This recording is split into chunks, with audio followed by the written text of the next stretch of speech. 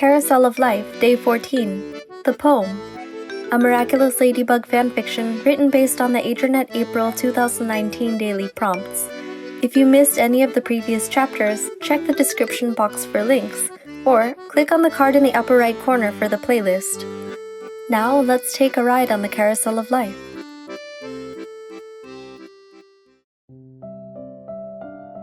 Wednesday morning, Marinette came to the startling realization that school had somehow become more nerve-wracking than an Akuma attack, and the sole source of her agony was the blonde-haired boy who sat in front of her in class. She almost missed her stagnant, long-suffering, unreciprocated crush on Adrian. It had been fun cataloging the glances and words exchanged between them, and entertaining daydreams. It was one of the ways she was shamelessly, self-indulgently, a normal teenage girl. Not that she regretted having a real relationship with Adrian. She didn't. Really, she was proud of herself for how far she'd come with him in the past couple of weeks. And the more she learned about him, the more she loved. Yet having to interpret his behavior to figure out what was going through his mind was very unnerving, and the kiss wasn't even the first confusing signal from him. As of today, she was back to hovering around square one, unable to keep her cool around him. All morning, Marinette either busied herself with frantic note-taking or chatting with Alya, burying her inner turmoil under a chipper demeanor. She didn't know what to make of the fact that Adrian hadn't even attempted to speak to her yet, though a palpable suspicion chewed around her solar plexus that he regretted the kiss. Of course, it must have been a mistake, and now he was creating extra distance between them to compensate for the temporary lapse in judgment. Otherwise, he would have at least said hello. Every time her eyes grazed his back, her stomach flipped with a mixture of longing, heartbreak, and anxiety caused by all the unanswered questions swirling in her mind. Toward the end of the period, Miss Bustier handed out a quiz, and Adrian turned around to pass Marinette the stack of papers. When her eyes landed on his perfect features, dusted with a pink hue that softened the green of his melancholic almond eyes, she felt like she received an electric shock to her core. Her fingers almost missed the stack as she reached out to take it, and her gaze must have looked wild, darting here and there to avoid making eye contact. Even as she hunched over her quiz, nervously twirling her pen in her fingers, she could still see him twisted toward her, stalling before turning to face the front again. Guilt chafed at her. She knew she was acting cold, but then he had been the one to kiss her and then run. How was she supposed to act? This wasn't fair. Pen hovering over her blank quiz, Marinette's eyes finally strayed to the white of Adrian's cleanly pressed shirt. She glared at his shoulder blades. Why would he do that and complicate everything? Did he kiss her because he thought she wanted it? She was fine with being his friend if that's what he wanted. Now everything had gone weird. This was not okay. Unless... Suddenly, Adrian turned around again as if he'd felt Marinette's eyes boring into him. Hurt flitted over his face as he undoubtedly caught a shadow of the dark expression Marinette chased away with a poker face. "No collaborating," Miss Bustier reprimanded, noticing the movement. Adrian turned back, leaving a sick feeling in Marinette's gut.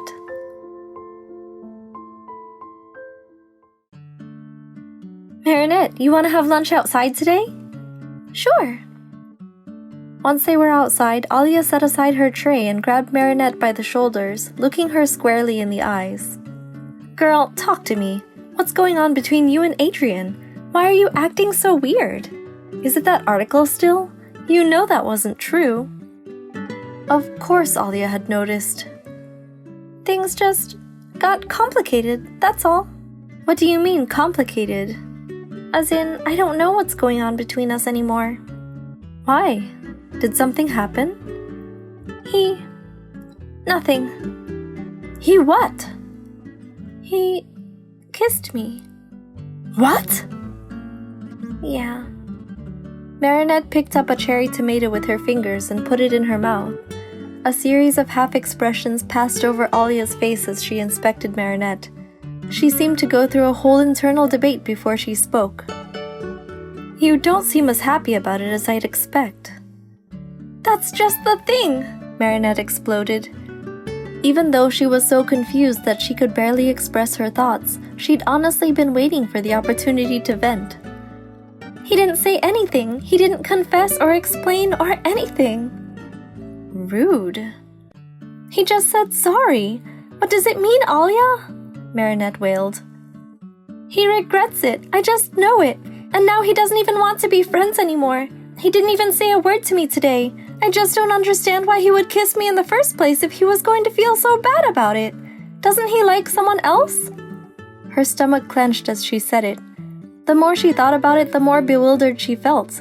Giving in to her rising anxiety, she face-planted into Alya's waiting shoulder. Oh, Marinette, Alya sighed, rubbing Marinette's back.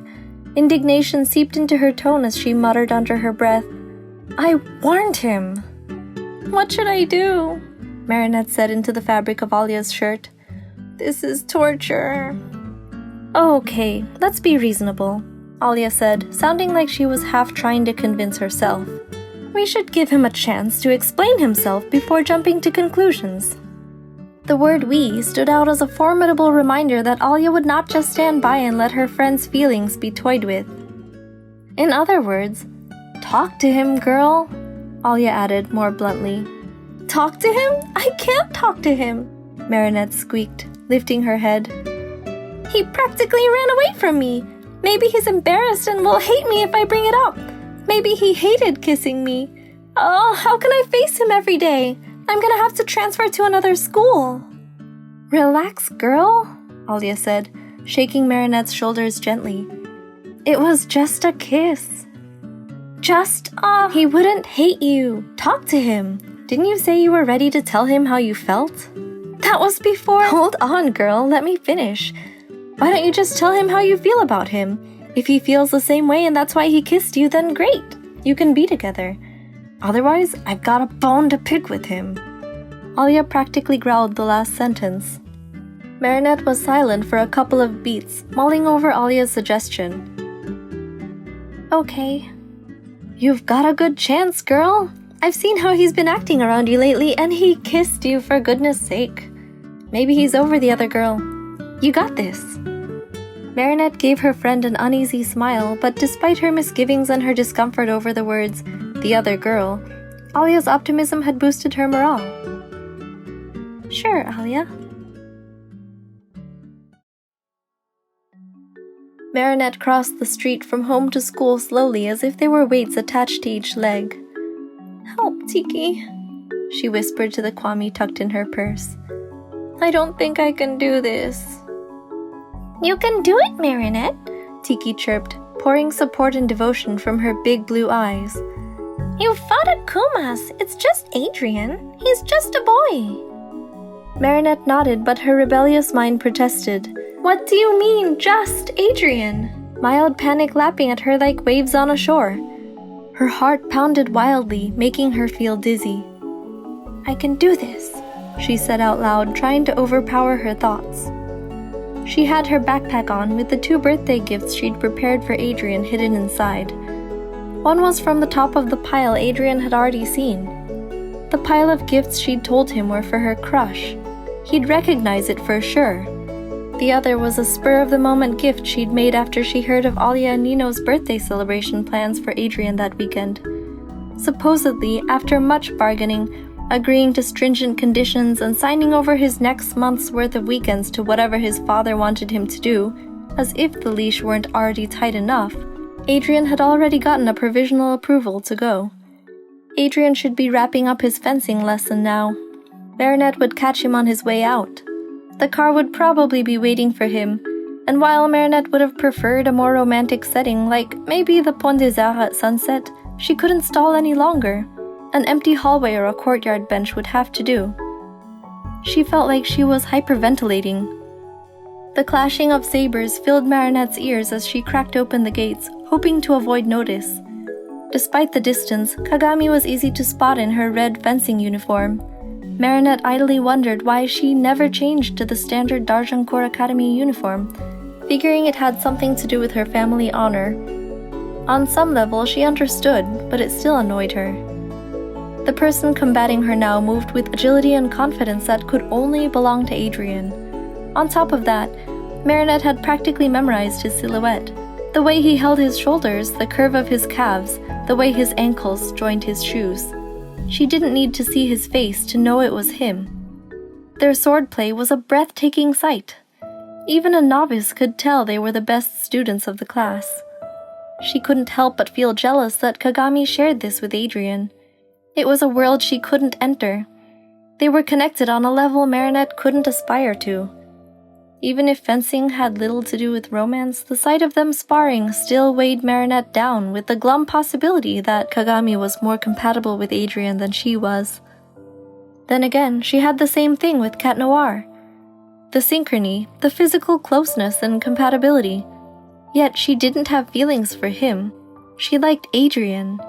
Circumstance didn't constitute feelings. Plus, he had kissed Marinette, not Kagami. So even if the way Kagami's helmet hit her face reminded Marinette of Adrien's love poem, which contained the only precious clues she had of the recipient of Adrien's affections, "I wonder who you are beneath that strong disguise." And even if those words, red-suited girl and hair as black as night, rose to the forefront of her mind as perfect descriptors of Kagami, which brought to mind another line of his poem, "Every day we see each other and I hope that you'll be mine." Even if Adrien had sat her down and told her directly that Kagami was this pretty girl he saw every day and had started viewing as more than a friend, and even if Adrien hadn't ever really said that he didn't like Kagami that way, Marinette had to remind herself that Adrien hadn't even met Kagami yet when he wrote that poem. The session ended and the students started wrapping up, removing helmets and milling around the courtyard. Marinette was still between the large double doors, head and shoulders barely peeking in. Kagami took off her helmet and immediately looked her way. "Ah," Marinette realized as their eyes met and something struck her even from across the courtyard.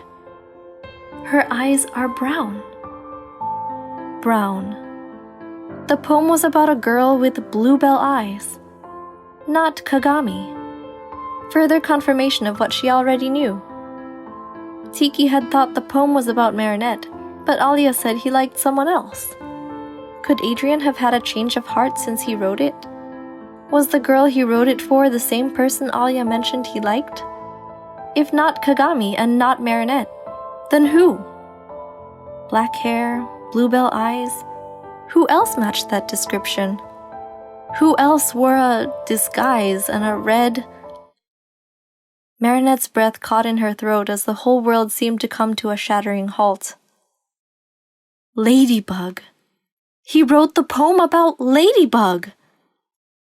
Amidst the fog of uncertainty that Marinette had been wading through all day, this realization hit her with the clarity of the sun peeking out from behind clouds. Now Adrien was looking. Despite the distance, his face seared itself into Marinette's mind, and she knew that image of him would be imprinted there for months, if not years. His eyes wide and eyebrows raised in curiosity, cheeks flushed from the exercise, mouth slightly open, a completely unguarded expression, unaware of the truth she'd just discovered about him. He had a crush on Ladybug? Was it a celebrity crush or a real one? But Adrien's gaze, while striking and honest, lasted only a split second before his eyes slid away. He came up to Kagami, placed a hand on her shoulder, and turned his back on Marinette in what seemed to be a deliberate move. Kagami said something and Adrien laughed. That pure, gleeful laugh that Marinette had fallen hopelessly in love with the day his umbrella closed on her. Marinette felt like she'd eaten something rotten. Or maybe like her heart had been ripped out and smeared into the ground with a twist of a toe. Adrien was walking away from her, heading to the locker rooms with Kagami. The way he'd turned away seemed too deliberate, unnatural, as if he didn't want anything to do with Marinette and wanted to make that clear to her. He hadn't said a word to her all day. He regretted the kiss. He didn't want to be friends anymore. Marinette retreated through the entrance as she watched Adrien's back disappear into the locker room. She let the heavy doors close with a dull thud and a click. She felt like the hope and confidence that had been building in her had all been sucked out when Adrian turned his back on her, leaving her weak and drained. "I can't do this, Tiki," she sighed, beginning her descent down the stairs. "Marinette, it's not like you to give up so easily." "I'm not. Not today." No, she wasn't giving up on him. Not by a long shot. But despite what she'd learned, there was something wrong between her and Adrian. The wrongness hung over her like a malaise. She didn't fully understand what it was, but it wasn't the time or the place to confess to him. They needed to talk. And it wasn't a talk they could have furtively in a school hallway on a time constraint. Maybe during the trip they'd find an opportunity. For now, she'd nurse the emotional injury she'd sustained and bide her time.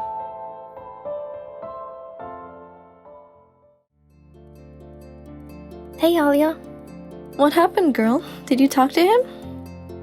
Alya's voice sounded like it had a yawn behind it.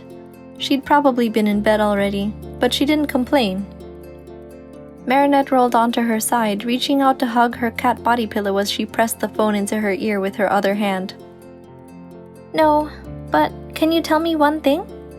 "Sure, what is it?" "Adrian's crush. It wasn't Kagami, was it?" Alya snorted on the other side of the line. "He'd have more of a chance with Kagami." "Nope, not her." "Oh." Again, that hint that whoever it was beyond Adrian's reach.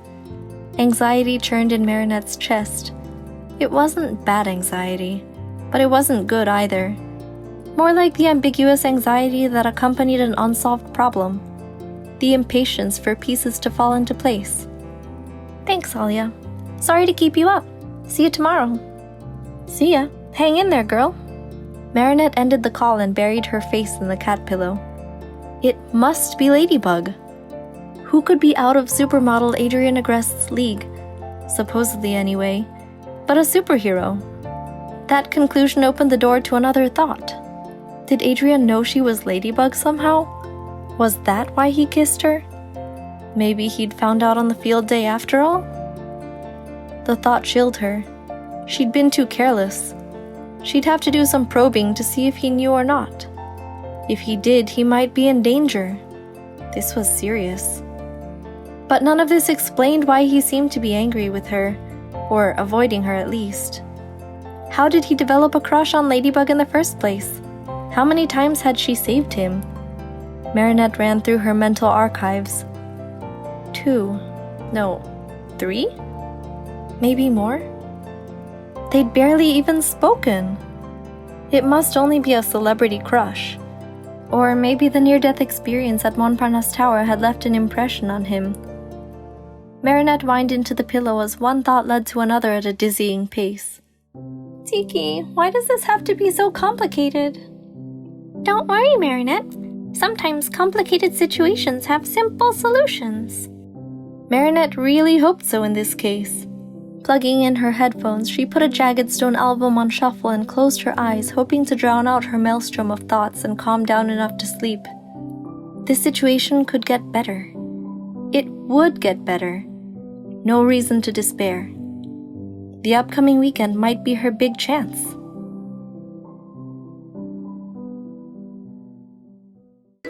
Thank you for listening to Chapter 14 of Carousel of Life. If you liked it, let me know by leaving a comment or a like. The next part is coming soon, so don't forget to subscribe and click the bell for notifications so you don't miss it. Until next time!